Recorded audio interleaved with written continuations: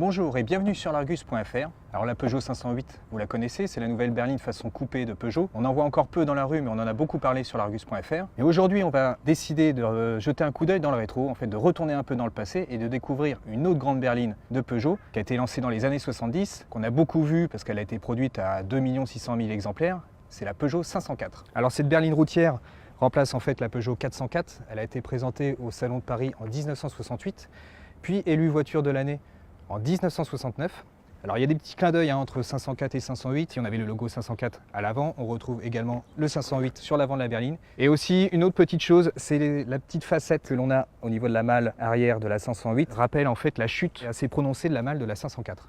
Comme beaucoup de voitures de son époque, la 504 arbore beaucoup de chrome, donc on en trouve au niveau des pare-chocs, entourage de vitres, rétroviseur, enjoliveur, même les bas de caisse, donc on a vraiment beaucoup de chrome sur cette voiture, ce qui la rend plutôt sympa d'ailleurs. Et il y avait deux originalités sur cette voiture, c'était sur la partie avant avec ses phares biseautés, c'est quelque chose qu'on le retrouvera sur les voitures qui suivront en fait. Et puis sur la partie arrière, c'est cette cassure au niveau de la malle, puisqu'on a une malle qui est très plongeante, et ça c'était vraiment original pour l'époque. Alors concernant justement cette malle, il y a une petite anecdote qui est plutôt sympa, c'est-à-dire qu'à la base la 504 ne devait pas du tout être comme ça.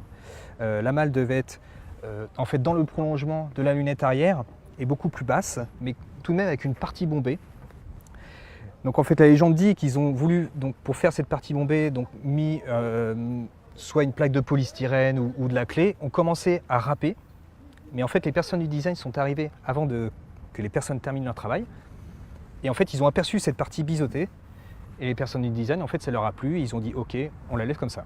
Par rapport à la 404, la 504 profitait de deux avancées technologiques, surtout sécuritaire, puisqu'elle était équipée de 4 freins à disque, et puis c'était également l'abandon du pont arrière, hormis sur la version L de base, et les autres versions adoptaient des bras arrière indépendants. Donc au niveau comportement routier, c'est quand même beaucoup mieux, et donc c'est ce qu'on va vérifier sur la route. C'est parti. Bon, les ceintures, alors il faut savoir que pas des ceintures en rouleur, hein, donc il faut les régler avant pour s'assurer qu'elles sont bien ajustées. Et encore, les premiers modèles n'avaient pas du tout de ceinture de sécurité, ni à l'avant et ni à l'arrière.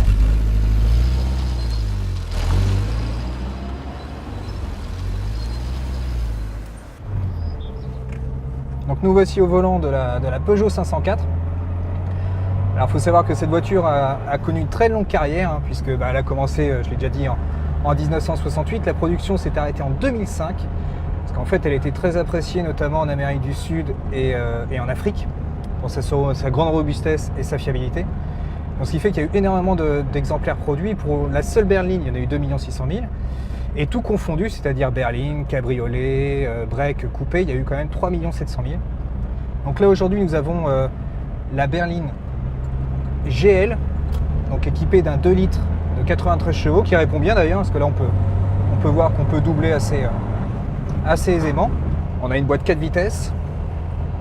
Alors on est quand même assez bien installé, on a un volant qui est quand même assez grand, il y a un grand diamètre, il est un peu horizontal. Et globalement on est bien.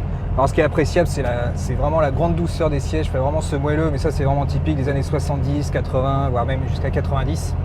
Donc on est plutôt bien, la voiture répond bien, le moteur est bien présent. En comportement, ça a l'air pas trop mal, hein, parce que bon, ça fait quand même un peu bateau, je m'attendais à pire. Il n'y a pas énormément de roulis, quoi. Et au niveau freinage, on est plutôt bien. Alors c'est vrai que ce que je disais en introduction, on a 4 freins à disque. Donc ça pour l'époque c'était vraiment sécuritaire. Alors à l'intérieur c'est quand même c'est bien présenté.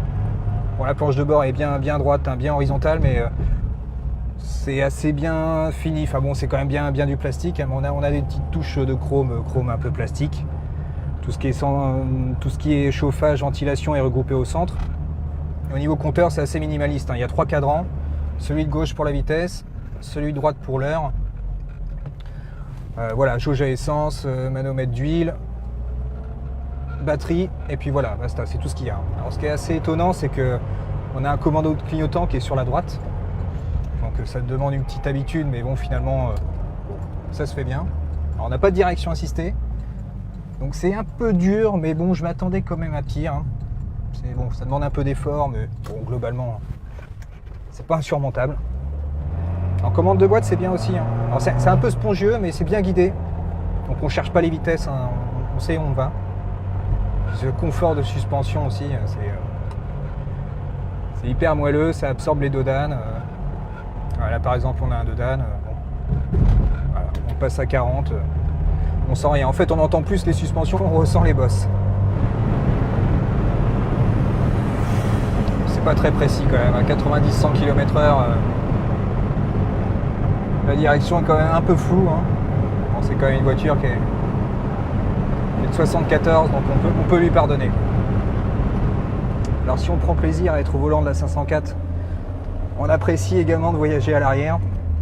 Donc on est bien installé. Alors c'est comme à l'avant, on a une banquette qui est hyper confortable, moelleuse, donc on s'enfonce dedans et on est un petit peu calé, quoi. On a pas mal de place, notamment pour les jambes, pour les pieds également, puisqu'on peut les mettre, on peut les placer sous les sièges. On en profite également d'un accoudoir, donc ça c'est toujours sympa. En plus il est bien large. Alors on n'a pas les portes gobelets, mais voilà, on est quand même très bien ici. Pas de ceinture, déjà qu'il y en a à l'avant, donc c'est déjà pas mal, mais bon, à l'arrière il n'y a pas du tout de ceinture. Et puis il y a une ambiance, il y a vraiment quelque chose. Déjà il y a l'odeur, donc ça vous pouvez pas on peut pas le retranscrire à l'écran. Il y a toujours une odeur dans les véhicules anciens, donc c'est toujours sympa. Et puis il y a cette couleur, donc ça c'est typique 70s, donc là on a un bleu spécifique en sky et puis en tissu très doux. On a également la moquette qui est bleue.